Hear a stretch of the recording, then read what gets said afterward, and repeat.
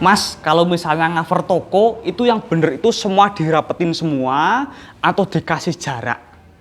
Oke, sebelumnya assalamualaikum warahmatullahi wabarakatuh. Welcome back to my channel. Gimana kabar kalian? Saya doakan selalu sehat dan diberikan kesuksesan di dalam hal-hal positif yang kalian lakukan.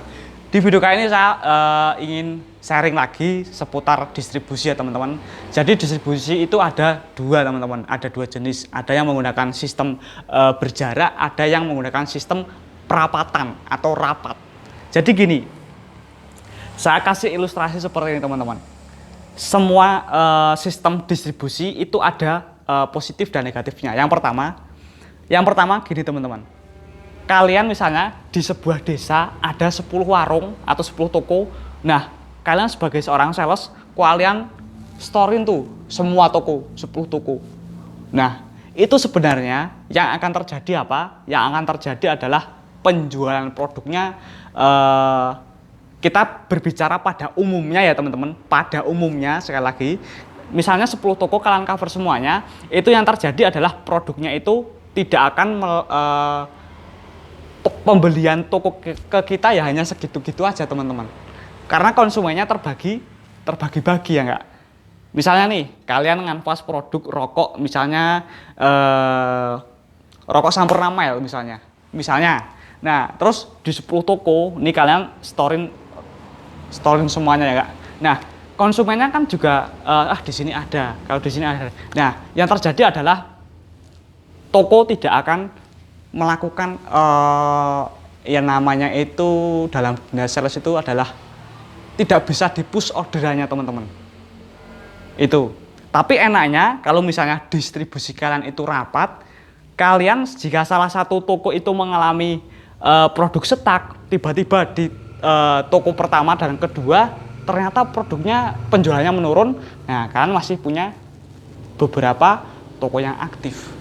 Itu sisi positifnya teman-teman. Terus sisi negatifnya ya tadi itu, kita tidak bisa melakukan push order. Kalau misalnya dikasih ini misalnya gini, Bu, biasanya 1 slot tambahin 2 slot Bu ya. Enggak mas orang warung di sini di storein semua sama mas kok. Kalau misalnya warung sana nggak usah di storein, nanti saya ambilnya lebih banyak. Biasanya seperti itu jawaban dari pemilik toko. Nah terus gini, kalau misalnya distribusinya itu berjarak, misalnya nih ada 10 toko ya teman-teman, 1, 2 kalian masuki, terus toko ketiga, keempat, kelima kalian lewati, toko ke-6, ke-7 kalian cover. Nah itu kalau dibikin berjarak seperti itu, sisi positifnya apa? Kita bisa melakukan push order. Bu, toko sana nggak saya storein, tapi ibu ngambilnya harus lebih banyak ya Bu ya. Itu bisa seperti itu. Tapi bahayanya adalah gini, jika suatu saat ada seorang sales dari brand lain yang salesnya itu ya orang-orang curang lah kayak gitu teman-teman ya, produk kalian bisa dibunuh. Misalnya nih gini, kalian di situ hanya mempunyai 2 toko dan 2 toko itu dibunuh. Gini Bu, nggak usah order produk dari Mas Bangkit lagi ya Bu ya. Ini produknya Mas Bangkit nggak usah dijual, nanti Ibu saya kasih program menarik Bu dari produk saya. Ibu jualin produk saya aja Bu. Ini nggak usah dijual Bu ya. Nanti kalau misalnya Bangkit ke sini, bilang aja produknya udah nggak laku, nggak usah order, nanti saya kasih program yang menarik. Biasanya ada seperti itu teman-teman. Karena saya sendiri pun juga sudah berkali-kali membunuh brand kompetitor dengan cara yang terbilang curang teman-teman. Ya, itu boleh nggak sih? Boleh-boleh aja. Itu namanya fighter dalam dunia marketing, itu adalah namanya fighter teman-teman. Dosa nggak mas? Ya kalau misalnya itu sih nggak tahu ya teman-teman. Yang penting itu kalau misalnya menurut saya ya itu sih fighter teman-teman, persaingan ya.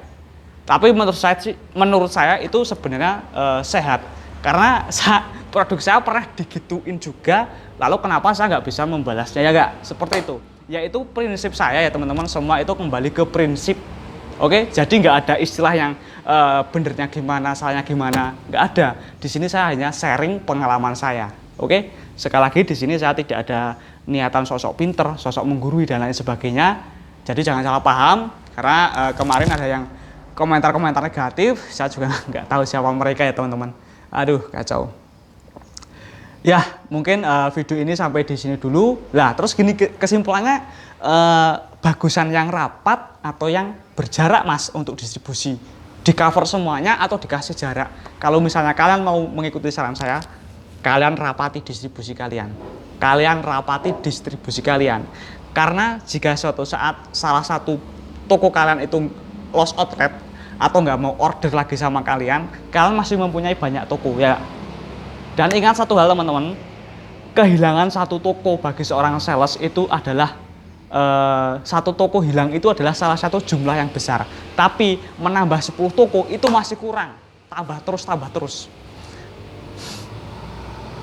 Kejam sekali ya teman-teman untuk didikan seorang sales ya teman-teman.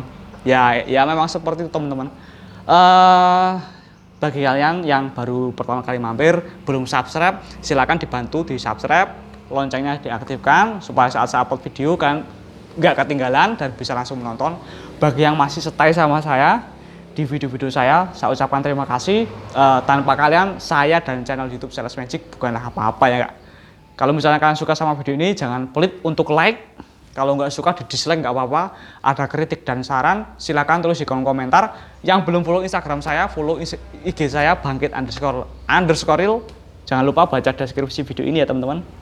Oke, see you next time. Seperti biasa, akhir kata kita menjadi luar biasa saat kita berpikir bahwa kita bisa.